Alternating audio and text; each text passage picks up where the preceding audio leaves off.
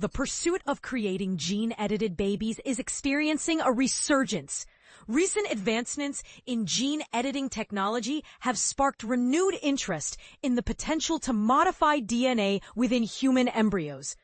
In 2018, a Chinese scientist shocked the global community by announcing that he had secretly facilitated the birth of the first gene-edited babies. This revelation was met with widespread condemnation, as many viewed his actions as reckless and unethical, particularly because the technology was still in its infancy and its long-term implications were largely unknown. As a consequence, the scientist, He Jiankui, was sentenced to 3 years in prison for breaching medical regulations. Fast forward to the present day, and mainstream scientific organizations are now advocating for cautious foundational research into gene editing and its implications for human reproduction. However, they continue to emphasize that any attempts to create additional genetically modified children should remain strictly prohibited for the time being. Interestingly, a new wave of interest is emerging from Silicon Valley venture capitalists, futurists, East Coast entrepreneurs, and pro-natalists. Individuals who are concerned that declining birth rates could pose a significant threat to humanity. This growing enthusiasm is igniting both optimism and apprehension about the future of gene editing. The involvement of private companies is becoming increasingly prominent. R. Altacharo, a professor emerita at the University of Wisconsin and a bioethicist, notes that there is a convergence of individuals who believe they can enhance their children's health, appearance, or intelligence. This group includes those who are comfortable with cutting-edge technologies and possess the financial means and boldness to pursue these advancements. Currently, U.S. regulations prohibit the editing of genes in embryos that could develop into babies. However, some observers speculate that this could change, especially given the previous administration's deregulatory approach and support for reproductive technologies like in vitro fertilization. Recently, a company named Manhattan Project has publicly announced its intention to genetically modify human embryos to create gene-edited babies. Kathy Tai, the biotech entrepreneur behind the initiative, expressed her desire to operate transparently and with good intentions. "I think the timing is right for having this conversation," she stated, highlighting the potential benefits of this technology. The name of the company was chosen intentionally, as Tai believes that their mission to eradicate genetic diseases is as significant as the original Manhattan Project's scientific endeavors. She emphasized that the company would proceed with caution, ensuring strict bioethical oversight, while exploring various gene editing technologies. A dedicated scientific team has already been formed to conduct systematic experiments in a laboratory in Manhattan. Their initial focus will be on studying mice, followed by primates, and eventually human cells, with the ultimate goal of working with human embryos. The company aims to gather sufficient evidence to persuade federal officials to fund their research and to gain regulatory approval to move forward. "Our primary objective is to educate regulators and the public about what this technology can and cannot achieve, and to empower regulators to allow research in this area when it is proven safe and effective," Tai explained. "Safety is our top priority. Her overarching aim is to prevent serious genetic diseases. There are numerous diseases for which no cures exist, and it may take decades before any are developed," Tai remarked.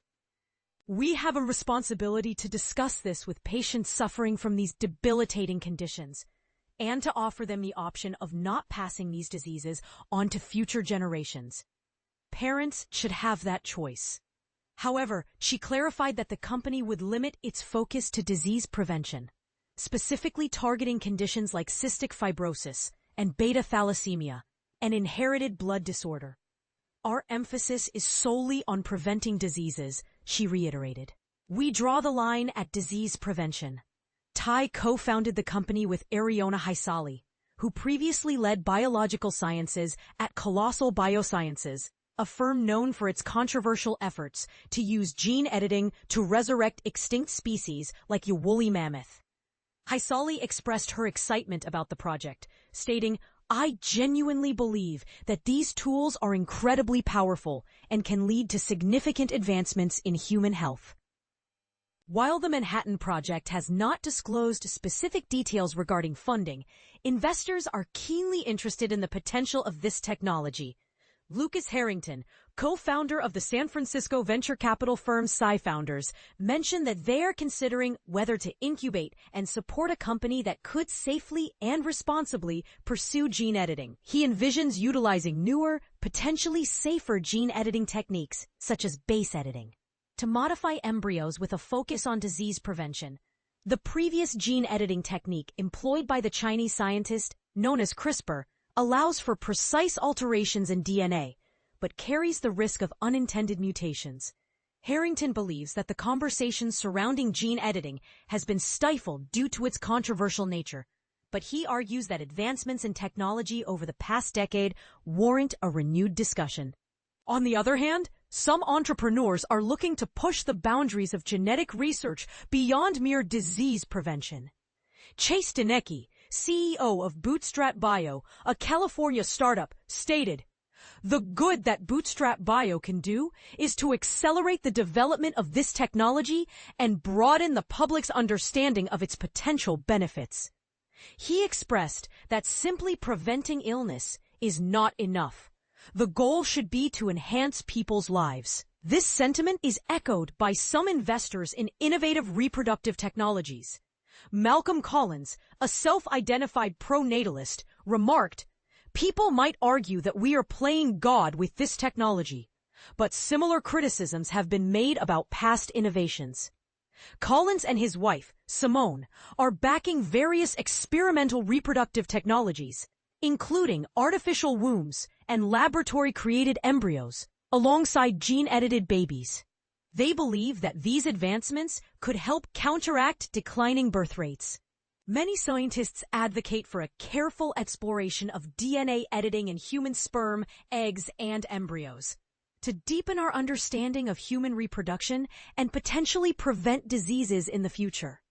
Some researchers are welcoming the involvement of private entities in what they consider underfunded research areas. Dr. Paula Amato, a professor of obstetrics and gynecology at Oregon Health Science University, noted that the National Institutes of Health typically does not fund embryo research, so private interest could be beneficial. However, Amato and her colleagues stress the importance of ensuring safety and focusing on disease prevention in any research conducted. Dietrich Egli, a professor at Columbia University, highlighted the need for discussion surrounding these technologies, stating, "The dialogue that will be sparked by this activity is crucial, as there is a clear need for it." The current political climate may also be conducive to revisiting the topic of gene editing embryos. L. Glenn Cohen, director of the Harvard Law School Center for Health Law Policy, Biotechnology, and Bioethics, pointed out that there are political forces advocating for pro-natalist policies that may open doors to previously unthinkable possibilities. There are even discussions about testing this technology in locations like Prospera, a city on an island off the coast of Honduras, where regulations for biotechnology are more relaxed. However, the push to advance gene editing raises significant concerns among many observers. Hank Greeley, a bioethicist at Stanford University, cautioned against the Silicon Valley mantra of move fast and break things, especially in the context of reproduction, where the stakes involve human lives. This renewed interest in gene editing comes as He Jiankui has shifted from a position of remorse to one of defiance since his release from prison, recently stating, "AI is threatening humanity. We must fight back through gene editing." Kathy Tai, who was briefly married to He, clarified that he is not involved in her new company and expressed her desire to distance herself from his controversial legacy. Despite the excitement surrounding these developments, there is a palpable anxiety among those opposed to gene-edited babies. Ben Huribut, a bioethicist at Arizona State University, expressed concern about the current moment, stating, "Just because we have the capability to do something doesn't mean we should. Shouldn't we remind ourselves that some paths are best left unexplored?" Others share similar sentiments, with Tim Hunt, CEO of the Alliance for Regenerative Medicine, arguing that human heritable gene editing is a misguided solution in search of a problem. He emphasized the ethical implications of making irreversible changes that could affect future generations. Many critics liken this movement to a modern form of eugenics, a discredited ideology that sought to create genetically superior individuals. Francois Baylis, a bioethicist and professor emerita at Dalhousie University, warned that this is merely a contemporary iteration of a long-standing eugenic agenda. Katie Hassan, Associate Director of the Center for Genetics and Society, expressed her concerns about the commercialization of human reproduction, stating, "We risk mass-producing genetically engineered humans, which is a perilous approach to these technologies. I fear we are heading into a new era of high-tech, market-driven eugenics."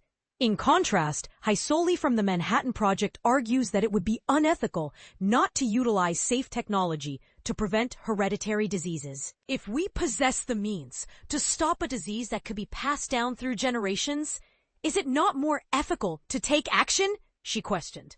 I would contend that it is indeed more ethical to intervene and halt the mutation. This ongoing debate raises critical questions about the future of gene editing and its implications for humanity. What are your thoughts on the ethical considerations surrounding gene-edited babies?